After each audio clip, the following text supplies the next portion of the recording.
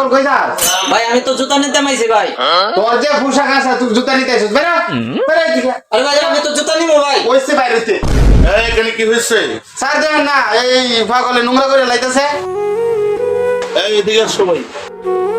তুমি কেন আসছো ভাই? ভাই আমি জুতা নিতে মারছি।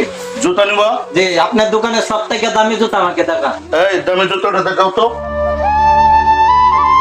প্রাইস বলেন। 10,000 টাকা এটা ভাই। দেন 10,000 আমি দিলাম। এই যে ধরেন টাকা। ঠিক আছে, ভবিষ্যতে কারোর সাথে খারাপ আচরণ করবেন না। এই শোনো, তোমাদেরকে একটা কথা বলে রাখি। ওর পোশাক যদিও খারাপ হতে পারে, কিন্তু দেখছো সে কিন্তু আমাদের জুতার দাম টিকে দিয়ে জুতা কিনে নিয়ে গেছে। তো ভবিষ্যতে যাতে এই ভুলটা কখনো না হয়, মানুষের পোশাক আশাক যেমনই হোক না কেন, কাস্টমার হচ্ছে আমাদের দোকানের লক্ষ্মী। কখনো কাস্টমারের সাথে বেয়াদবি করবে না, ঠিক আছে? নেক্সট টাইম যাতে মনে থাকে। আসলে কিছু কিছু দোকানদার ভাইদের জন্য আমরা সবাই লজ্জিত, কারণ আমরা বড় লোক দেখলে পায়ে তেল লাগাই, আর গরিব মানুষ দেখলে গার ধরে বের করে দিতে চাই।